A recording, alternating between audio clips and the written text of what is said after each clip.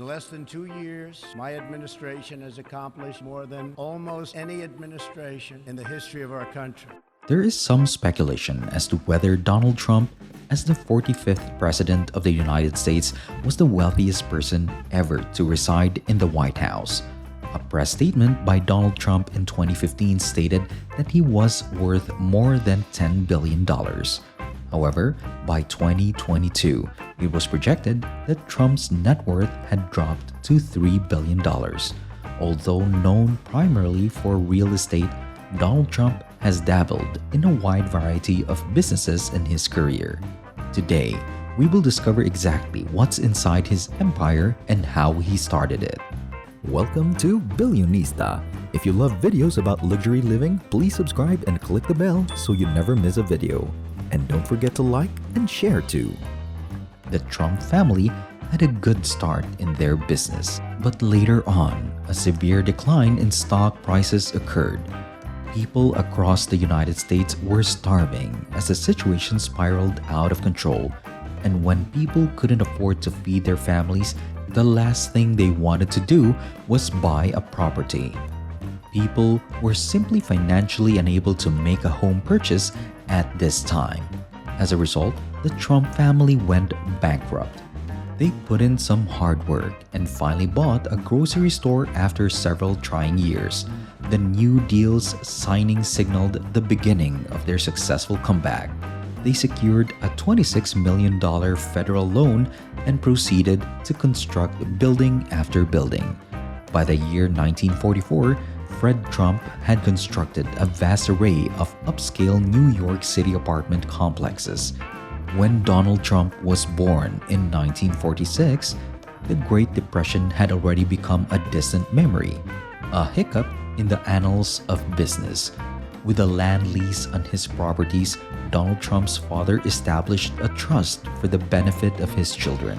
When Donald was just 3 years old, $60,600 a year was put into the trust. In the long run, the large company Fred had founded came under scrutiny, and in the late 1950s and early 1960s, amid claims that he discriminated against tenants on the basis of race and made a profit off of government housing loans, the company's financial situation became precarious.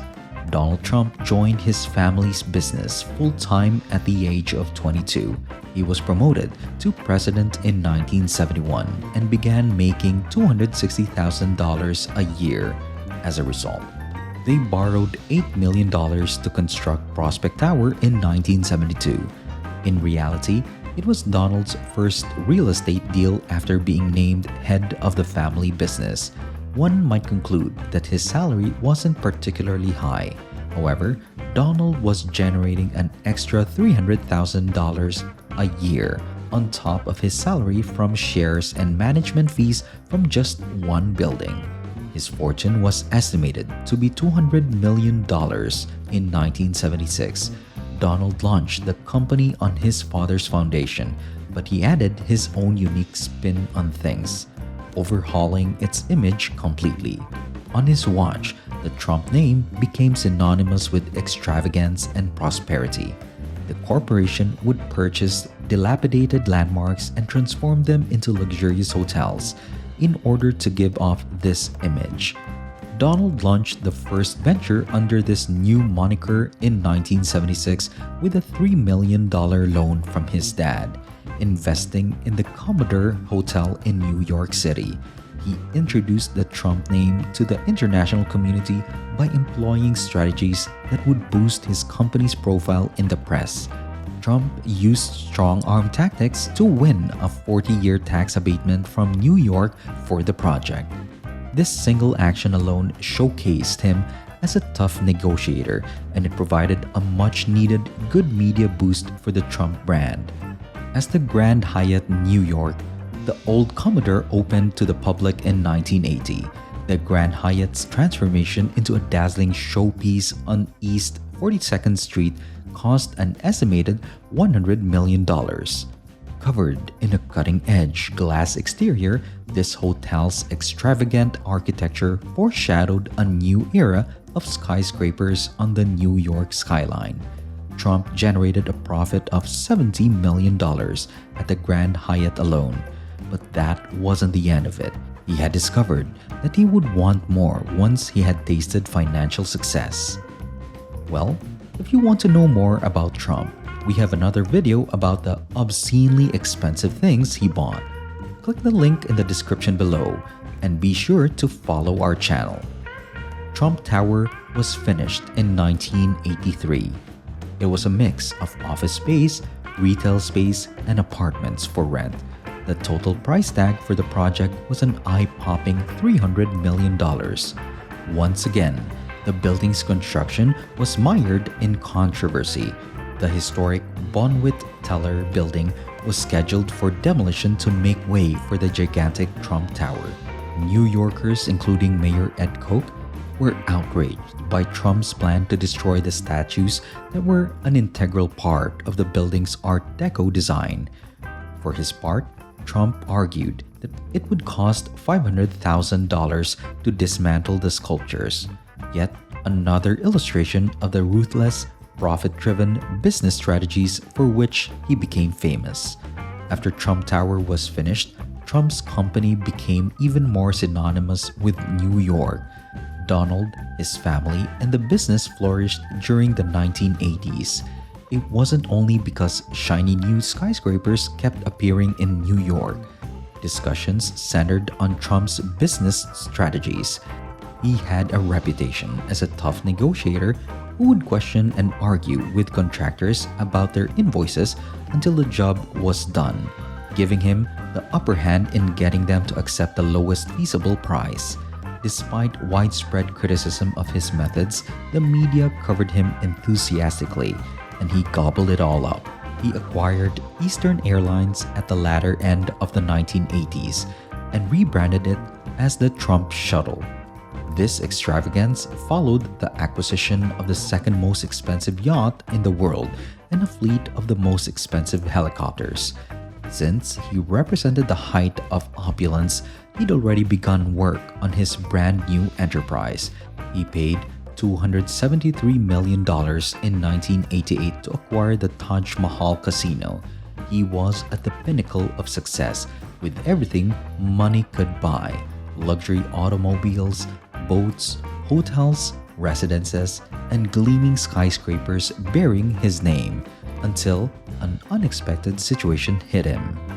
Many of Donald Trump's enterprises went under, and his relationship with Ivana ended in the 1990s. Trump owed billions of dollars after the bankruptcy of the Taj Mahal and 3 other properties he had owned. He had to liquidate his entire airline, including all of his aircraft and yachts.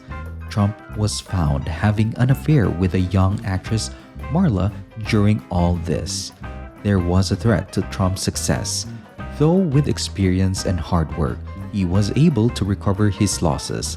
He manipulated the press and made himself visible in every outlet. He campaigned for this headline to be published once it was revealed that he had an affair. In light of his previous casino losses, Trump anticipated difficulty achieving financial success in the real estate industry. Consequently, he made a 180-degree turn and propelled himself into the limelight like never before. He invested in the Miss Universe organization, Miss USA, and Miss Teen USA in 1996. From there, in 1999, he established Trump Model Management. Also, during this period, Trump spent an astounding $45 million on his first golf facility. Despite the relative secrecy surrounding his course earnings, it was claimed in 2015 that his 16 golf courses brought in almost $200 million in the span of 18 months. Trump had risen to prominence once more. He often discussed how he overcame his financial woes and used them as a springboard to even greater notoriety. He cemented his career in show business in 2004 with a new show that you might have heard of. During the mid-2000s, Trump made $3 million every episode of The Apprentice, totaling a staggering $214 million throughout the show's run. It was another example of his aggressive business approach, giving him a massive weekly audience to promote his product of service. Trump University, Trump Mortgage, and Trump Steaks all appeared in the middle of the 2000s. However, these three businesses wouldn't make it through to see his presidency, and the first of which was disastrous for his fortune and reputation. Trump University was an allegedly fraudulent educational seminar program that swindled countless students out of millions of dollars. The institution used a tiered approach to encourage students to pay more money to enroll in additional classes that were promoted as instructive but did not deliver the promised content. In the end, Trump paid $25 million to end racketeering and illegal business practice charges. When he entered the US presidential campaign, Trump's net wealth was approximately $3.1 billion. So billionistas, if you were Donald Trump, would you take risks as he did? Let me know in the comments. That's it for this time. If you enjoyed the video, hit that like button and don't forget to subscribe. See you next time.